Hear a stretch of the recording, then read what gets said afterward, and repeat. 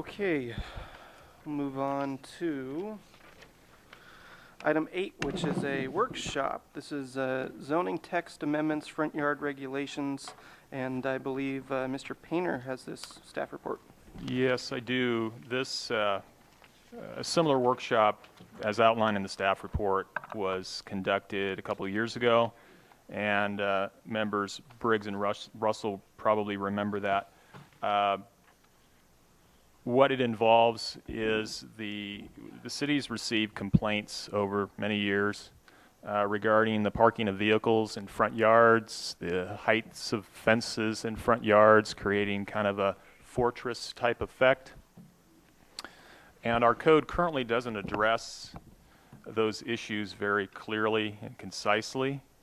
And recently, members of City Council have asked staff to bring this forward to them in the near future. And staff has provided for you some, just for items of discussion, to open discussion. The changes to city code would affect a specific section of the zoning ordinance related to what's called yards, otherwise known as, or AKA, setbacks. Currently, the code restricts building setbacks, but it does not appear to address the parking of vehicles in front yards or fences and things of that nature, with the exception of fences at the intersection of two streets, where we do limit the fence height for 3 feet to allow for sight distance. On a page, well, to give you some examples of what we're looking at here in terms of violations or potential violations and issues related to the city wanting to regulate these things are provided for you in Exhibit A. And there are some photos, only one of which is within the city limits of Placerville. The others are more to be characteristic of the types of things that we are receiving and the complaints that we receive, usually on a monthly basis of some sort. So on page 4 of the staff report involves really the meats and potatoes of our changes to city code that, again, we're bringing forward for discussion tonight. Staff, we're not requesting that you formally make a decision. It's just to provide staff and for the public to provide feedback and to discuss this issue. And city staff will kind of take all this in and report back to you in the very near future related to these issues. So on page 4 of staff's report, or my report, the underlined text shows the amended language. And for those in the audience that don't have the benefit of staff's report, if it would help the chair as well as the members of the commission, I'll be happy to read those into the record. If the rest of the commission wants that to occur, I'm fine with it. Again, the public does not have copies of this text. Well, then go ahead. Yeah, under section 10.4.3, subsection C of city code, where it addresses fences, walls, and hedges, staff is requesting, again, to discuss adding language related to front yards and adding number 2, quote, front yards may have the following encroachments. A, solid fences, walls, or hedges not exceeding 3 feet in height. B, fences that are 50% open or more, not exceeding 6 feet in height. C, other structures not exceeding 30 inches in height. D, parking or storage of vehicles except within a paved or graveled driveway. Recreational vehicles, boats, utility trailers, equipment, and similar items shall not be permitted within the front yard. Number 3, fences, walls, or hedges which exceed the requirements of this subsection shall be subject to a variance procedure that's set forth in 2 other sections within city code. And when staff looked at this section of code and with the addition of adding recreational vehicles into the mix, we noticed that our code does not define that term. And staff is also, again, for discussion tonight to provide you a definition of that term, which would, if added, would be added to section 10.1.4 of the zoning ordinance, which is our definition section. And that would read, recreational vehicle, a vehicle type unit primarily designed as temporary living quarters for recreational or travel use, and which either has its own motive power or is mounted on or drawn by another vehicle. Examples of recreational vehicle or recreation vehicles are travel trailer, camping trailer, truck camper, and mobile and motorhome. Recreation vehicle does not include mobile homes. That last sentence was added just to ensure that there's another section of city code relating to mobile homes where that term is defined.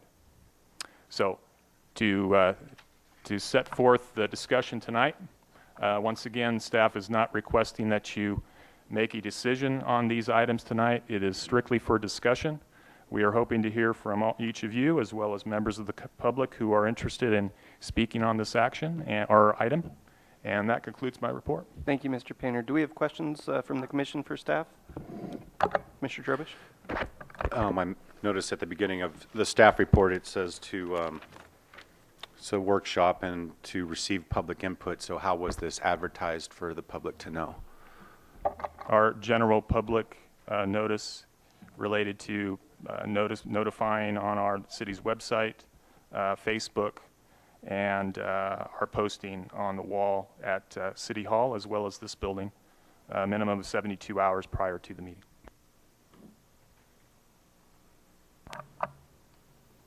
Other questions? Yeah, I'm curious about 2D. Are driveways, I presume paved driveways are paved by permit. How about gravel driveways? I'm concerned about the temptation to game the system by putting, somebody hauling in loads of three-quarter crush and put it under their yard cars and call it a day. It's very, very astute observance. I know Director Rivas and I have kind of discussed this issue in a little bit more detail after this item or packet had gone out to you. And the discussion talked about perhaps defining what is a driveway. And we have not come up with a conclusive definition of that, but I understand your concern. There might be a workaround to any type of regulation we put forward without really defining what that driveway is. But yes, to answer your question, driveways are typically surfaced of some sort, whether they be asphalt or concrete. And yes, they do require permits. Encroachments to the city streets are required as well. And again, these provisions would relate to residential uses. There are other specific sections of city code addressing driveways and accesses to commercial type uses. So if we'd be happy to hear any input you have regarding definitions of driveways, that would certainly be helpful, although it's not really couched in the staff report tonight, but I think it's open for discussion, absolutely. Mr. Drobish? So does that mean that there is no actual width of a driveway? It could be the entire property?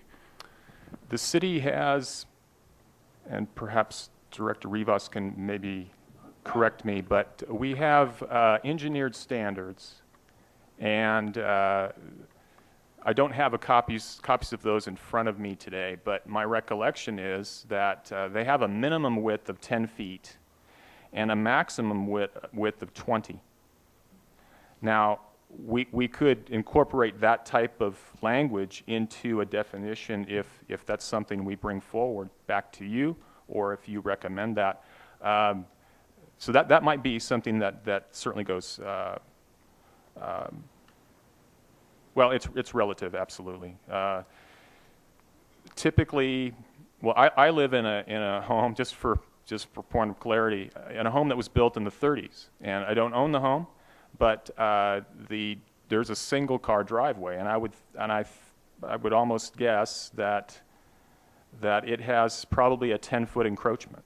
And there are certainly other houses within Placerville that have the same issue. They were built at a time when automobiles were Model Ts and or something of that likeness, and those, of course, were very narrow in width and didn't have much length to them, and over time, of course, cars got bigger and standards seemed to evolve to more of the standard, which is 20 feet in width today, which is what you'd find in most subdivisions that were built, I'd say, in the last 20, 30 years. I have another question. I have somebody that wanted me to ask if front yard gardens are allowed due to expensive water and such, and some cities actually ban that process. And so since this is dealing with restrictions on your front yard, I was just wondering if front yard gardens are restricted. Gardens per se are not. However, there could be a garden in the broad sense of the term. When I think of an English garden specifically, they may have hedgerows which are 6, 8, 10, 12 feet in height. That may come into conflict with our existing language and language proposed today. If you're thinking more of a vegetable garden where there may have tomatoes that reach 6 feet in height, or corn stalks, things of that nature, which are more temporary and you can see through them probably more than 50%, we probably wouldn't have an issue with it conflicting with the language here. Pierre, would you care to maybe add anything more? Sure. The only thing I would add is no, there's nothing here really looking at preventing the type of landscaping, whether it be a lawn, a vegetable garden, some other kind of planting that the property owner wishes to place within that 20-foot front yard setback. But I think what Mr. Painter was getting to is the city right now lacks any regulation with regards to fencing, and that's very atypical. If you even look at El Dorado County or any of the surrounding cities and other counties, they regulate, typically looking at a solid fence can be up to 30 inches within the front yard setback at the property line. And it could actually, in most places, you can go up to 6 feet as long as it's 50% open. And so, again, it's trying to stay away from the situation where you have a fortress effect where you're going down a particular road. Say, for example, Cumbelic. Now, Cumbelic, you're looking at side or backyards, and so that was a special exception. It's not a front yard because the front yard is actually within the subdivision itself. But we wouldn't want to have a situation created where all of a sudden everybody is putting up these high, 6 foot or higher fences within the front yard setback or essentially up to the property line, so that you really change the whole look of the community. I mean, that's the intent. And a lot of the complaints, and again, we're just talking about the 20 to 30 foot swath that would be constituted the open space. Once you're 20 feet off the property line, then they can have a solid 6 foot fence if the property owner wishes. And that's typical. You see that in a lot of subdivisions. A privacy area for a courtyard or something like that. But staff was receiving complaints about contractor storage yards, storage of material, those kinds of things within a front yard in a residential area can have a blighting effect. And so I think that's what this is just looking at doing, is just sort of providing that additional regulation to ensure that a front yard is just that. It's being maintained as a required yard and not for other kinds of uses that would belong elsewhere on the property. To add a little bit to that, unless there's a question. Thinking about, again, a driveway and what have you, there could be situations, circumstances where the lot and the house that was built and the desire of the property owner to have perhaps a wider than 20-foot driveway. I think from what at least my initial draft of how the language may read regarding a driveway, I think we would restrict it probably to 10 or 20 feet until the setback line, and then after the setback line, someone could have a wider apron if they wish to to display whatever they wish to on their property. And that would allow, again, for that first 20, 30 feet, depending on the setback of the zone, to accommodate really a yard, be it shrubs, be it lawn area, what have you, and not the parking of vehicles and trailers and fences that exceed a certain height. Other questions for staff? I have one. Let's say that right now I'm in the city limits and I have a recreational vehicle parked in my driveway, and then this language is changed. What's going to happen to me? The city would initiate a enforcement action. It wouldn't be considered a pre-existing non-conforming use? I don't think we would specify the parking a vehicle, something that could be moved Right. to accommodate the setback, would be different than perhaps, without particular naming a particular property, but there are one property that I walk by daily to come to work is a property on Coloma that has cypress trees that are probably 25 or 30 feet in the air, and they run parallel to their property boundary with the back of the sidewalk. Under the code section language we're potentially adding, those trees would violate the code. In that particular context, those exist, and the city would not be approaching them Okay. to change that. Does that? Yeah, that makes sense. Any other questions? Perhaps language should be included in there to make that clarified, so 10 years from now, 20 years from now, somebody doesn't read this and say, oh, now you got to take your ancient camellias down to 3 feet. Okay. I believe the code has a non-conforming, legal non-conforming or conforming use section of the code that addresses that. Okay. You know, Great. in the entire code. I'd like to open it up to the public. We have any members of the public that'd like to go ahead and step up to the podium if you'd like. My name is Rick Hudak. I had a question. You had photos there showing sort of bad examples of things you don't want to happen. Is that correct? You think guys it's all a- have these photos? Yeah, I No? think that's an They're on open- the Facebook page? Yeah, I think it's an open forum. I mean, it's a workshop. But these are photos that this gentleman just said weren't even taken within the city limits. I didn't hear that actually said by staff. Yeah, three of the photos were, I think we just found off the web, and then one of the photos is taken, is actually on Coloma Street. Okay. But they're just meant to illustrate something that was like some of the complaints that the city's received. Well, it sounds like you've got complaints, but then you've got photos that don't even show those complaints. The photos are outside of the city. That just seems silly, that your examples don't even exist in the city. Well, I don't think it's meant to be silly, it's just meant to be illustrative. But you've got complaints, so why don't you take photos of those places?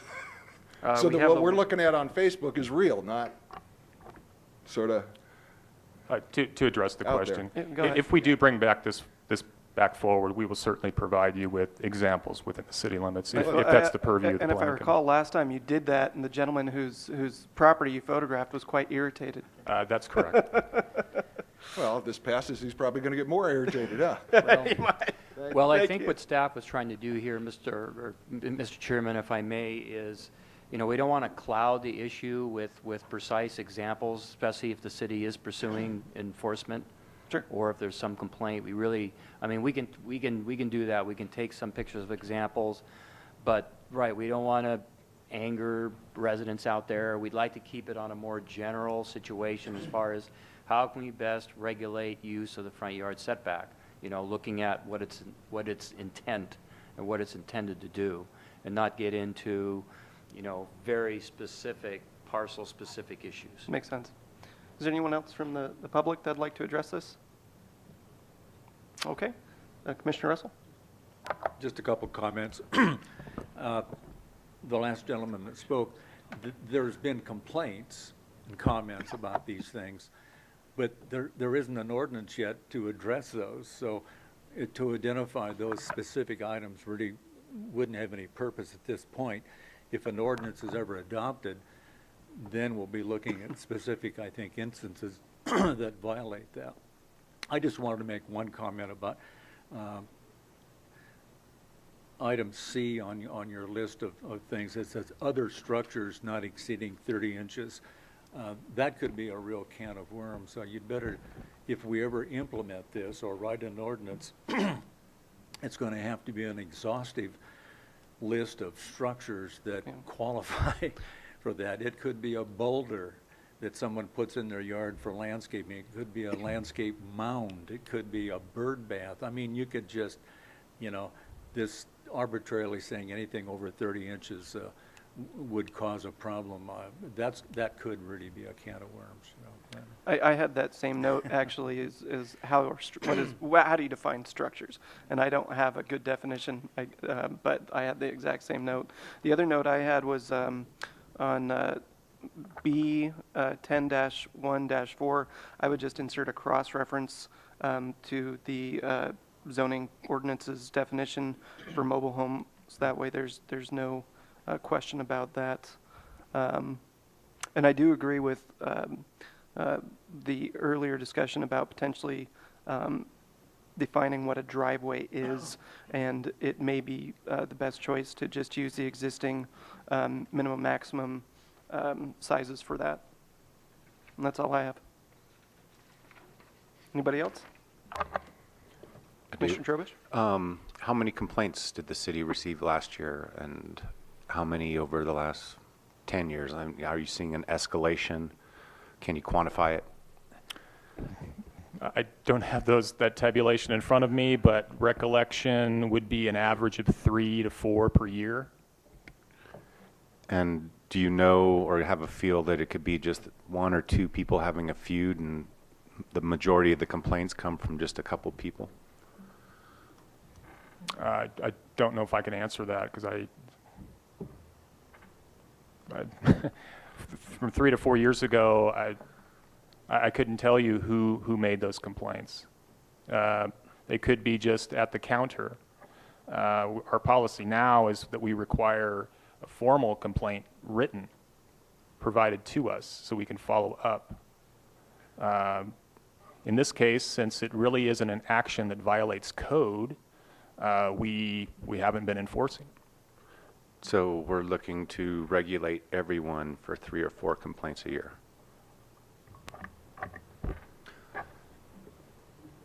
I think if I can try and answer that, I think what staff is trying to do is look at an area in our code which is an area that's unregulated, and that's the front yard. And staff feels the front yard setback serves a purpose. It is very important for the maintenance of a neighborhood, the look of a neighborhood, depending upon the kind of uses that goes on within that area, as opposed to the backyard, then could have a positive, but it could also have a very negative effect. So that's why we're having this workshop for you. It's not really based on the number of complaints or whatever, but like I say, the City of Placerville's code in regards to fences and structures in a front yard setback is very atypical. You look at any other city or county, you can't have structures, and that's not a rock, that's a building or some structure that requires a building permit. And most ordinances do define what a structure is. I don't have that readily available, but I would gamble that our code does define what a structure is. It does. It's anything built or placed upon the ground. Is there any part of someone's private residential property that you feel the government does not have to regulate? I don't understand the question. How much regulation does the government need? You want to control what people do with their own private property. And the vehicles, their own private vehicles, they can park on their own private property. Well, I think the staff's kind of answered that question. I think they've told us why they've brought this before us, and whether the city adopts the ordinance or not, it's going to come back before us again with changes. At that time, it may be. I think it'd be useful for Commissioner Drobus, and I wouldn't mind seeing myself, some type of data regarding the complaints, and then even no matter what we do, it's just a recommendation for City Council. So ultimately, they get to decide, how much government regulation we have. Are you going to, even though it's just a workshop, are you going to take a poll on what we like and don't like after discussion? Or should we say it? Yeah, just go ahead and say it. I would like to see number 2, section D, absolutely stricken and thrown away. Okay. I don't have major issues with it. I haven't heard from the public or the other commissioners that there are major issues with it. So I'd recommend that staff, make the changes that we've talked about, clarify some of these issues, bring it back to us as a formal action item, and then we'll take more input from commissioners and the public at that time and make whatever recommendation we do to City Council. Any more discussion on it? Okay, let's close the item. We'll move on to... I do have a Oh, you comment. do? I'm sorry. I thought you were nodding as in we can move on. Go ahead, Commissioner. So within the limits I have in parsing this kind of thing out, I'm going to settle on 2 pieces to this. For me, one part of this is the yard car remedy. There are plenty of places in California like Lakeport and Clear Lake where you can indeed have your yard in your front yard, and everyone's free to seek those kinds of neighborhoods out. The other one, what I've heard the fence rules called in general were called spiked fence rules. And spiked fence rules probably exist at a guess 85–90% of the incorporated towns in California. That's what we call them in Southern California. And again, I think if your aim is to have a harmonious neighborhood,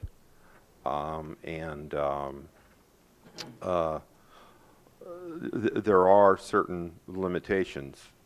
A specific example I can think of in my mind is at the house at the other end of the block. The people bought the house for $250,000 and probably put another $200,000 into upgrading. It's a 1930s vintage house. They might have a view on things if their neighbors across the street had 3 station wagons and a Class C motor coach in the front yard. So I see it from possibly a different point of view. Well, it sounds like we're going to have an ongoing, in-depth discussion on this when it comes back. So I think we all appreciate staff's work on it, and if I would recommend to the commissioners or any of the members of the public, if you have more input that you'd like to provide to staff prior to it coming back, which I'm sure it'll be a little while at least, I would commend you to contact City Hall. Let's move on to item 9, which is matters from commissioners and staff. Do we have any matters from commissioners or staff?